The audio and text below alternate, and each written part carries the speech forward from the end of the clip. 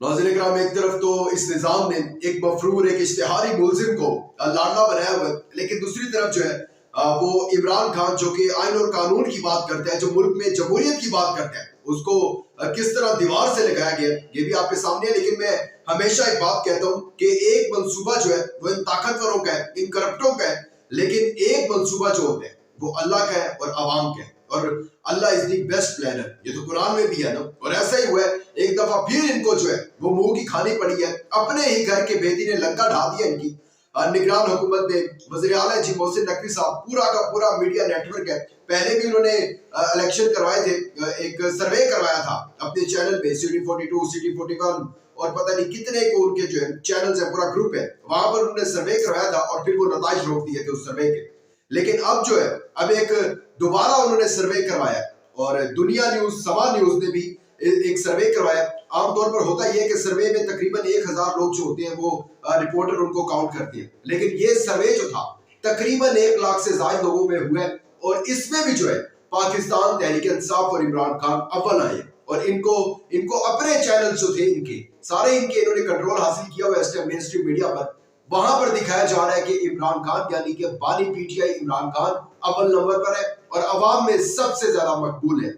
यानी कि अवाम में जो इतने मकबूल है, आप उनके कागजात नामजदगी मुस्तरद करके उसके उस उम्मीदवार के बुनियादी हक जो है नहीं ले रहे आप पूरी जो उस हल्के की अवाम है, पूरी जो जमूर है उस हल्के की, उसके आप बुनियादी हकूक जो है उस पर डाका डाल रहे हैं।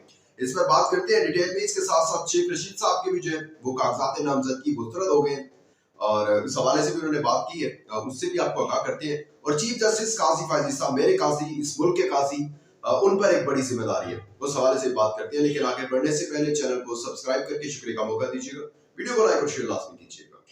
नाज़रीन इकराम, चीफ जस्टिस काजी फायज ईसा जो है उनके ऊपर एक अहम जिम्मेदारी जो है आन पड़ी है। ये जिम्मेदारी ये नहीं है कि मुल्क में इलेक्शन करवाने हैं, उन्होंने तो कहा है कि ये पत्थर पर लकीर है और 8 फरवरी को इलेक्शन होंगे ही होंगे।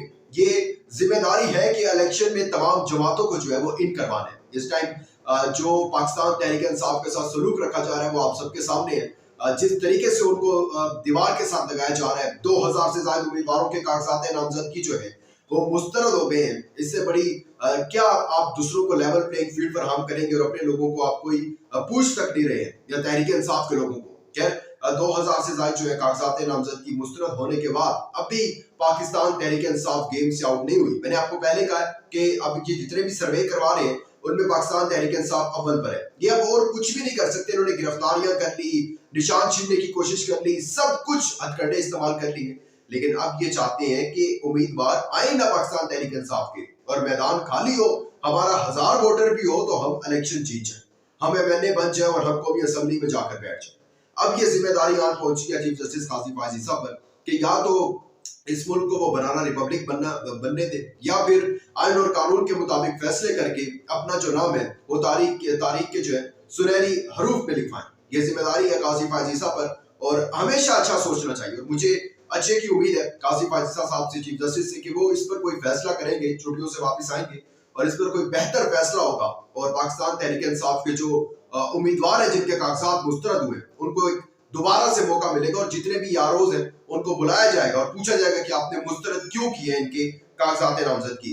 शेख रशीद साहब के भी कागजात नामजदगी जो है वो मुस्तरद हो चुके हैं और शेख साहब कहते हैं कि मैं तकरीबन 16 से ज्यादा वजारतों पे रहा हूं, मेरे आज तक जो है वो करप्शन का केस नहीं बना मुझ पर, लेकिन एक इतना भोंडा यानी कि वो बना के एक इशू बना के उनका एक कागजात नामजदगी उनके मुस्तरद किए गए 950 या 9,500 है, यानी कि इनके दरमियान कोई रकम है, मुझे एग्जैक्ट याद नहीं है फिगर, लेकिन चले 9,500 भी कर ले तो ये 16 वजारतों में रहने वाला शख्स वो 9,500 की एक करप्शन करेगा। यानी कि अंदाजा करें कि चले आपने कोई इल्जाम लगाना है तो फिर एक टाइट सा तगड़ा सा कोई निजाम आप जो है वो कोई इल्जाम लगाए। ये 950 या 9,500 किया, वो भी शेख रशीद साहब कहते हैं कि मैं जमा करा दूंगा।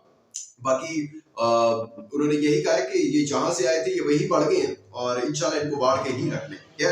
शेख रशीद साहब की भी देखते हैं कि कागजात नामजदगी मुस्तरद क्यों हुए, वरना उन्होंने तो बहुत कुछ कह भी दिया था, कुछ ना कह के भी। इसके साथ साथ इमरान खान साहब ने भी एक प्लान बी दे दिया अपने मुखला को। वो प्लान बी मैं आपके सामने भी पुरानी रखूंगा, एक और व्लॉग जब वो कंफर्म हो जाएगा उसके बाद आपके सामने रखूंगा। लेकिन फिलहाल का यही प्लान है कि इमरान खान साहब ने कह दिया कि यासाब की जंग है और इमरान खान साहब जैसे बाहर कहते थे कि घबराना नहीं है। वो इधर भी उन्होंने अपने जो एक मेन चीज है इसके अंदर जो प्लान बी है वो यही है कि आपने घबराना नहीं है, ना खुद घबराना है, ना बाहर जो आप लोगों से बातें कर रहे हैं उनको घबराने देना है। ये बड़ी इंपॉर्टेंट चीज है खान साहब की। और प्लान बी इस पर पूरा मेरे पास ये आया हुआ है, लेकिन मैं अभी वो कंफर्म क्योंकि नहीं है, 50-50 है, तो मैं चाह रहा हूँ कि अगर वो 2 दिन में कंफर्म हो जाए तो ही मैं अपने ऑडियंस को जो है उसका प्रॉपर बताऊं। खैर इसके साथ साथ जो है तहरीक इंसाफ पाकिस्तान में दोबारा से नंबर 1, इनके अपने मीडिया चैनल्स में नंबर 1, और ये सोच रहे हैं कि क्या हमसे गलती क्या हो गई है। आपसे गलती ये हुई है जो आपने 1100 अरब रुपए के जो अपने केसेस माफ करवाए 16 माह में, तमाम आईनी तरामीम की, नैब को खरीदा, नैब को खत्म किया, नैब से अपने केसेस खत्म करवाए, तहरीक इंसाफ पर करवाना शुरू कर दिए, लोगों को गिरफ्तार किया, बेजा गिरफ्तार किया, इमरान रियाज को आपने मारा और कितने लोगों को मारा, जिले शाह को मारा, पीटीआई के कारकुनों को मारा आपने। तो उसके बाद भी अगर आप कहें कि हम बेकसूर हैं तो फिर आपको सलाम है। लेकिन देखते हैं आने वाले दिनों में क्या बनता है। खैर जब भी वो प्लान भी आएगा तो मैं आपसे जरूर शेयर करूंगा। अपना ख्याल रखिएगा, अपना इंपॉर्टेंट फीडबैक देना मत भूलिएगा। दीजिएगा इजाजत, अल्लाह हाफिज़।